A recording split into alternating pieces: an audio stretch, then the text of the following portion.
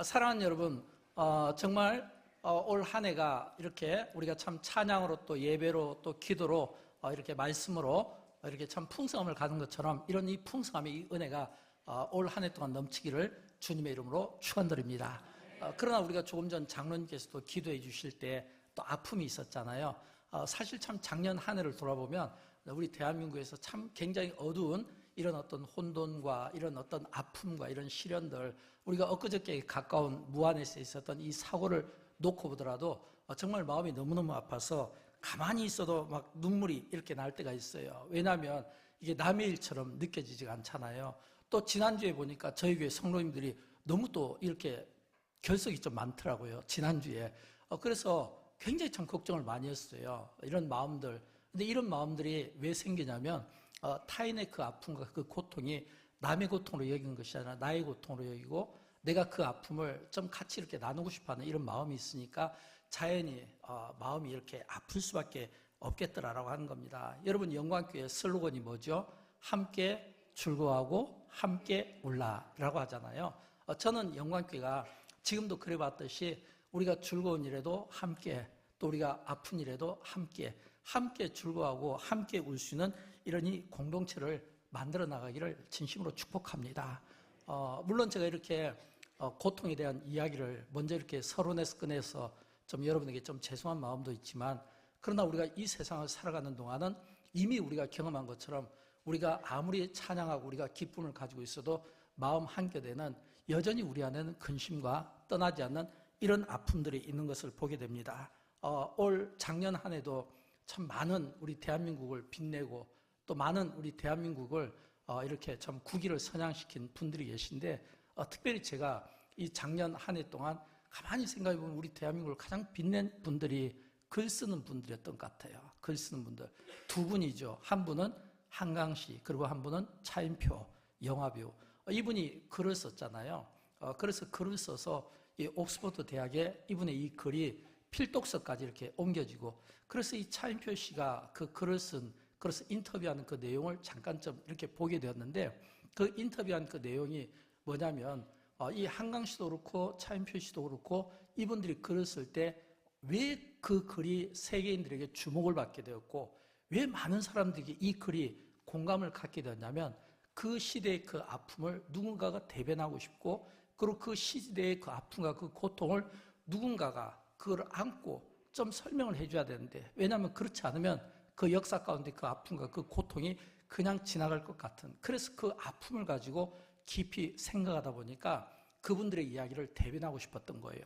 근데 이게 굉장히 많은 세계인들에게 감동을 준 것은 뭐냐면, 그 글을 쓰는 분의 그 글이 굉장히 공감 능력을 뛰어나게 만들었다라고 하는 겁니다. 여러분, 우리가 똑같은 삶을 살아도요, 똑같은 삶을 살아도 그 삶 속에 어떤 사람은 그 삶 속에서 이런 어떤 아픔들이 나올 수 있고, 또 똑같은 어떤 그 삶을 살아도 그 아픔을 아픔으로 여기지 않는 사람들이 있어요.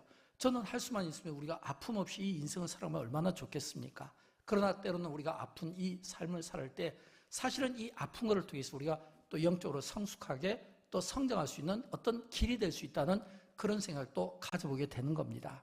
사랑하는 여러분, 저는 영광교회가 이런 많은 우리 주변의 어려운 이웃들을 우리가 보게 되고, 저는 그 이웃들에 대해서 외면하지 않는 마음을 가졌으면 좋겠어요. 또 외면하지 않고 그분들의 그 아픔을 공감하는 그런 마음으로 그 사람을 대하는 이런 따뜻한 마음이 있었으면 좋겠어요. 내가 어떤 고통과 어떤 힘든 일들이 있을 때 이 고통을 이겨내고 이 고통을 견뎌낼 수 있다는 것은 어떤 의미일까요? 내가 어떤 고통을 견뎌낼 수 있다는 것은 그 고통이 나로 하여금 고통으로 여기보다는 오히려 그 고통 가운데 내가 붙잡을 수 있는 뭔가가 있다면, 저는 그걸 기대라고 생각합니다. 기대감. 아무리 고통스럽더라도 내가 이 고통의 이 현장에서 내가 붙잡을 그 뭔가가 있다면 그걸 기대라고 생각하는데, 이런 이 기대감만 있다면 저는 이 고통스러운 이 현실을 얼마든지 극복할 수 있다는 생각을 갖게 되는 겁니다. 사랑하는 여러분, 여러분 가운데 꿈이 있습니까? 꿈이 있어요?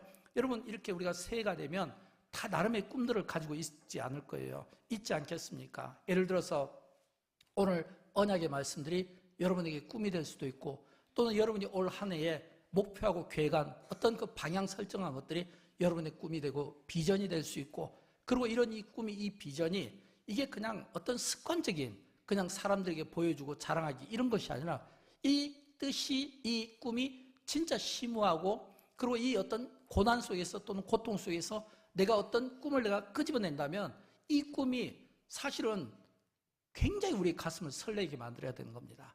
저는 목회하면서 영광교회 항상 5대 비전, 영광교회 선교, 구제, 교회 학교 이런 이 비전들을 가지고 있을 때마다 그 비전들을 통해서 굉장히 제 안에 설레는 마음이 있습니다.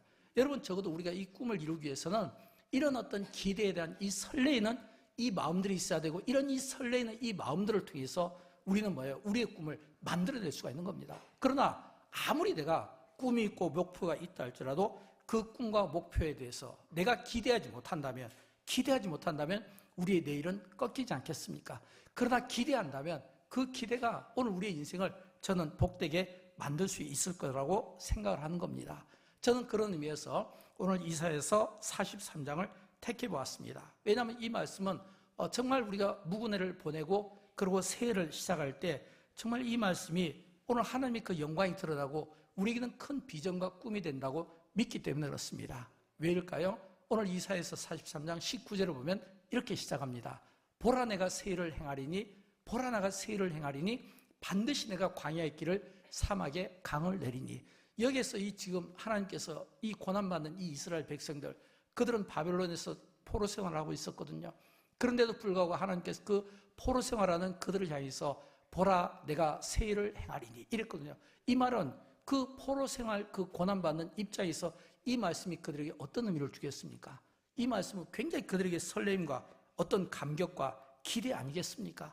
마찬가지로 오늘 우리에게도 어떤 이런 이 기대와 이 설레임이 우리에게 있을 때 이 기대와 이 설레임이 오늘 우리에게 엄청난 이런 어떤 이 뭐냐면 마음의 기쁨과 그리고 어떤 이 기대감이 우리를 하여금 열정의 사람으로 만들게 되고 우리가 어떤 일을 시작할 때 굉장히 자신감이 넘치게 만들어준다는 겁니다. 저는 여러분 오늘 여러분에게 주어진 이 언약의 말씀, 그 말씀을 여러분이 믿음으로 받으면, 그 말씀을 여러분이 그냥 믿음으로 받으면, 믿음으로 여기면 저는 그 믿음이 여러분의 삶을 반드시 복되게 함으로 말미암아 닫혔던 문들이 열리고 없던 길들이 열어지는, 보여지는 은혜가 여러분 오늘 모든 언약의 말씀들 가운데 있게 되기를 주님의 이름으로 축원드립니다.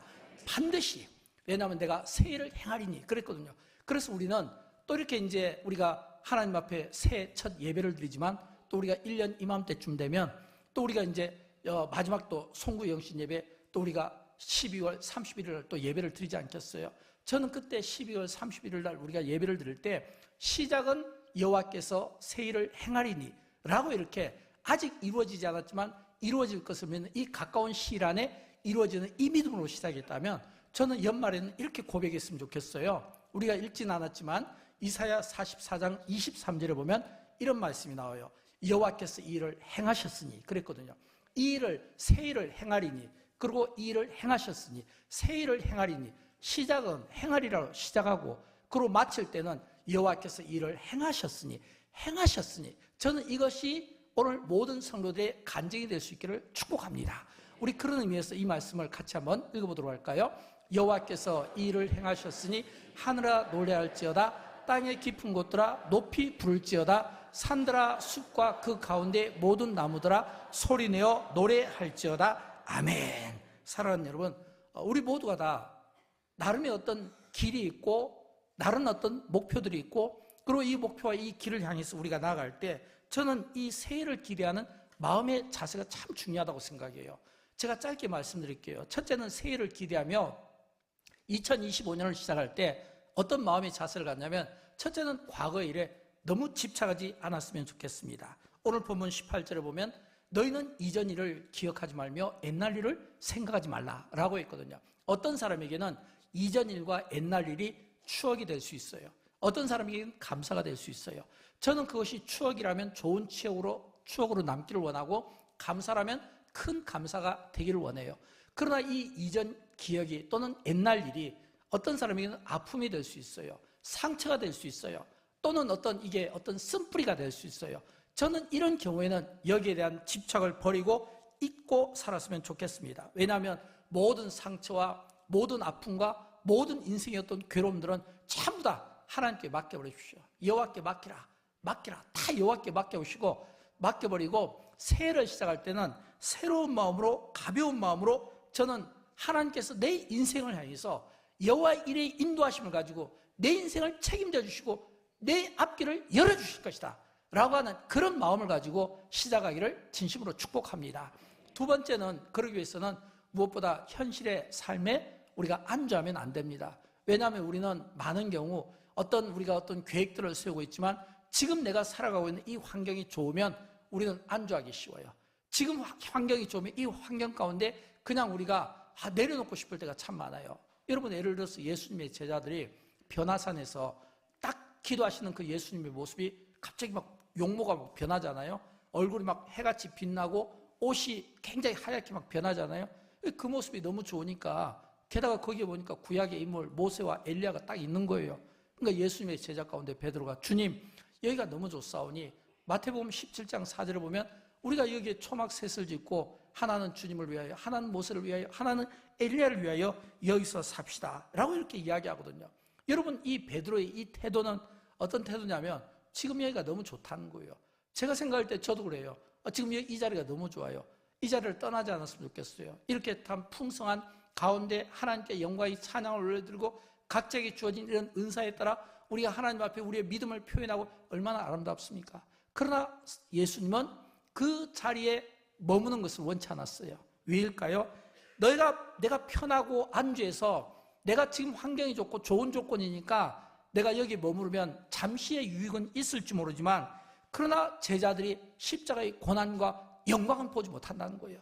여러분, 주님이 우리에게 목표하는 것은 뭐냐면 때로는 그것이 우리에게 십자가가 될 수도 있지만, 그러나 그 십자가의 그 길을 통해 우리에게 목표하는 것은 십자가의 길이 아니라 그 길을 통해야 영광을 볼 수 있다는 거예요. 오늘 우리가 당하는 이 고난과 이 환난이 어려울 수 있지만, 그러나 이 고난과 이 환난이 훗날 우리가 받게 될 영광과는 비교할 수 없는 은혜가 있다는 겁니다. 저는 여러분, 그런 의미에서 지금 당장에 여러분의 이 현실의 삶이 만족되더라도 저는 여기에 만족하지 않았으면 좋겠어요. 그럼에도 불구하고 계속해서 영적인 목마름을 가졌으면 좋겠어요. 하나님을 향한 갈망함을 가졌으면 좋겠습니다. 예배에 힘쓰고 기도에 힘쓰는 하늘을 세움받기를 원하고, 하나님의 말씀을 묵상하고 읽으며 성경을 정독하는 이런 한 해로 시작했으면 좋겠고, 선교와 구제, 많은 교육의 열매들이 맺혀진데 좀 더 우리가 열심히 하고 좀 더 열정을 품는 마음을 통해서 안주하기보다는 오히려 도전 의식을 통해서 좀 더 저와 여러분의 열정의 사람으로 쓰임받기를 진심으로 축복합니다.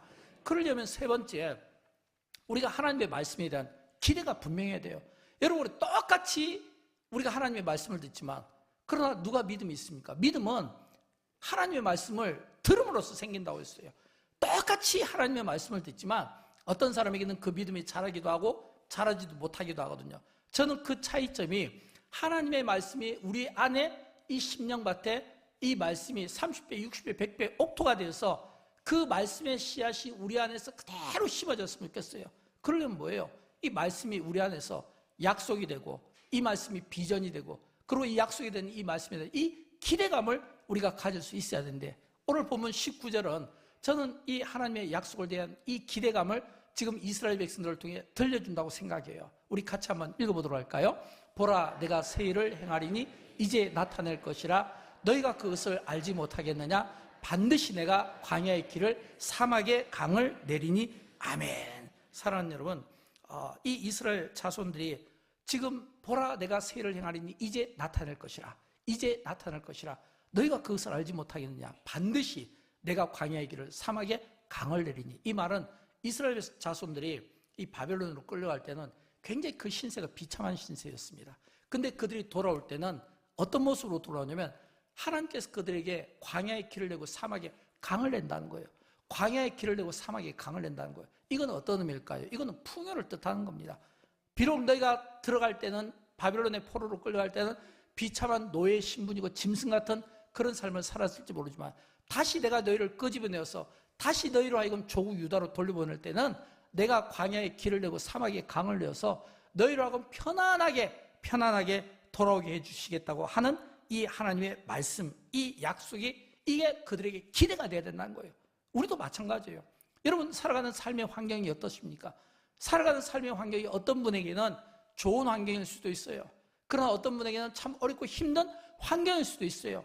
그러나 그 어렵고 힘들지만 그 어렵고 힘든 가운데서도 하나님의 이 말씀이 이것이 나에게 기대가 되고 약속이 되면 내가 비록 지금 내 인생이 사막이고 내 인생이 광야라 할지라도 그러나 아무리 사막과 같고 광야와 같은 인생이라도 하나님이 거기에 길을 내시면 길이 만들어지고 강을 내시면 강이 생김으로 말미암아 그 땅이 죽었던 땅이 살아나는 것처럼 오늘 우리의 영혼도 살아나고 우리의 삶도 살아나고 가정도 살아나고 우리의 찌들렸던 이 경제적인 이 삶 또한 살아나게 될 줄로 믿습니다. 마지막으로 네 번째, 저는 우리 영광교회가 영향력 있는 삶을 좀 살았으면 좋겠어요. 영향력 있는 삶. 여러분, 우리가 참 이 새해를 기대하며 우리가 나아가는 이런 마음의 자세를 가지고 하나님께서 우리에게 행하실 이 새해를 향한 기대감을 가지고 살아간다면, 그리고 그 기대가 오늘 우리에게는 어떤 삶이 되냐면 영향력을 가지고 그걸 보여줄 수 있어야 된다는 겁니다. 예수님께서 그 산에서 내려오실 때 왜 내려오셨겠습니까? 제자들이 거기서 초막을 짓고 살자고 했잖아요. 근데 왜 내려오셔야만 했을까요? 예수님께서는 그 산에 아무리 제자들과 함께 행복한 시간을 가진다 할지라도 예수님이 내려오셔야만 했던 것은 그 산에 내려오셔야 온 인류가 사는 길이기 때문입니다. 예수님께서 십자가를 지심이고 예수님께서 공생애를 통해서 많은 영혼들을 살리기 위해서는 내려오셔야만 되는 거예요. 그건 예수님에게는 엄청난 희생이지만, 그러나 예수님께서 그 희생을 통해서 온 인류를 살리시기 위하여 내려오셨다는 거예요. 이 말은 뭘까요? 예수님께서는 하늘의 미랄이 되어서 땅에 떨어져 죽으면 많은 열매를 맺거니와 그러나 죽지 않으면 열매를 맺지 못한다고 했어요. 예수님께서 내려오신 것은 스스로 자기 자신의 하늘의 씨앗으로 죽어주시기 위하여 세상에 오셨습니다. 그래서 예수님은 열매를 가지신 겁니다. 저는 여러분 영광교회가 이스라엘 백성들이 하나님이 행하실 일에 대한 기대를 가지고 사셨던 것처럼, 또 예수님께서 하늘의 미랄로 땅에 떨어져 죽음으로 많은 열매를 맺는다는 것을 진리로 우리에게 보여주었던 것처럼, 저는 여러분 영광교회가 이런 영향력을 보여줬으면 좋겠어요. 여러분, 우리가 이 주보에 보면 순서지에 제가 영광교회 5대 비전을 놓고 있잖아요.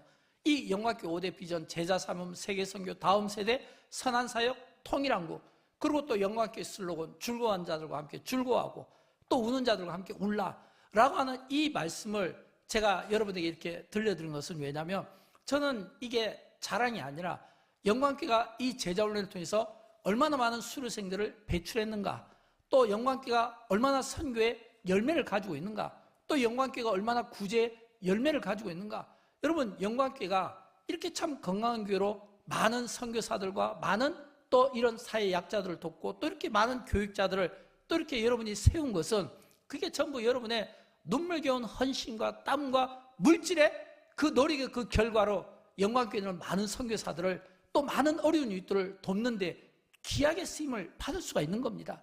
다음 세대를 통해 우리의 자녀 세대가 지금보다 더 아름다운 이 신앙을 계승하도록 하는 데 있어서 저는 영광교회가 좋은 영향력을 보여줘야 된다고 생각하고, 또 통일한국을 위해서도 또 우리는 미리 지금부터 이제 통일한국을 또 준비하는 이런 영향력을 보여줘야 된다는 거예요. 여러분, 이 영향력을 보여주기 위해서는 교회 안에서 보여줘야 될 영향력이 있고 교회 밖에서 보여줘야 될 영향력이 있어요. 교회 안에서는 제자훈련을 통해서 철저히 하나님의 말씀으로 훈련받는 이런 모습을 갖춰야 되고, 또 다음 세대 우리 자녀들이 또 교회 학교를 통해서 훈련을 잘 받는, 그래서 교회 안에서는 훈련을 통해서 우리 자녀 세대와 또 우리 성도들이 하나님의 말씀으로 잘 훈련받아 마지막 때 우리 하나를 세상이 감당하지 못하고 열이 백이 감당하지 못하는 이런 믿음의 사람으로 세우는 것이 중요하고, 또 우리가 교회 밖으로는 많은 세계 모든 나라의 열방에 또 우리 주변에 있는 사랑하는 많은 우리의 어려운 이웃들 가운데 힘들고 연약한 분들, 누군가의 이 도움과 이 손길을 필요로 하는 자들에게 다가가서 우리가 그들을 돕고 우리가 그들을 세우는 이 귀한 일에 저는 영광교회가 아름답게 쓰임을 받았으면 좋겠습니다. 이게 뭐냐면 열매거든요. 저는 여러분 이런 이 열매를 통해서 오늘 기울어져가는 정말 우리 대한민국을 바로 세우는데 저는 교회가 그 중심에서 쓰임을 받아야 된다고 생각하고, 오늘 어둠과 이 혼란한 이 시대를 정말 바로 잡는 데 있어서 이 어둠 속에서 예수님은 우리 그리스도인들에게 주신 별명이 있잖아요. 너희가 세상의 빛이 되어야 된다. 너희가 세상의 빛이 되어야 된다. 이 말은 뭐예요? 오늘 우리가 바로 빛 대신 주님이 그 빛 가운데 그 어둠을 다 물리쳤던 것처럼 오늘 우리가 그 빛의 자녀로서 오늘 이 세상의 모든 어둠과 부패와 그리고 오늘 이 세상의 모든 더러운 것들을 다 물리치고 정말 세상의 빛과 같은 이 빛의 이 역할을 감당하는 이런 축복된 삶을 저와 여러분이 살아드리기를 주님의 이름으로 축원드립니다. 영광기회 2025년은 하나님께서 영광기를 통해 새롭게 이루실 새 일을 이루실 그 기대에 벅찬 가운데 저와 여러분이 정말 멋진 이런 삶을 살았으면 좋겠어요. 우리 다 함께 일어나도록 할까요? 우리 찬양, 우리 팀 나오셔서 보라 새 일을 우리 찬양하며 이제 나가도록 하겠습니다.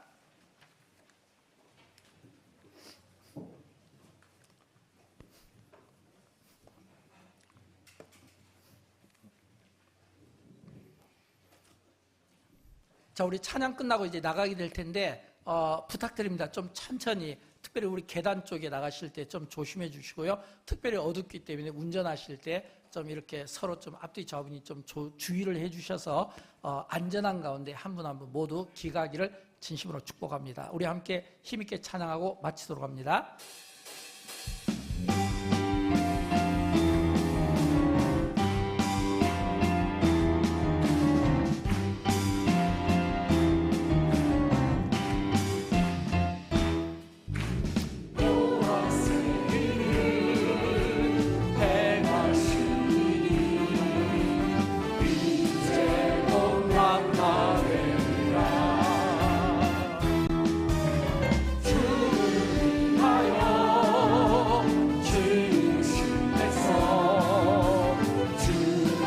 찬송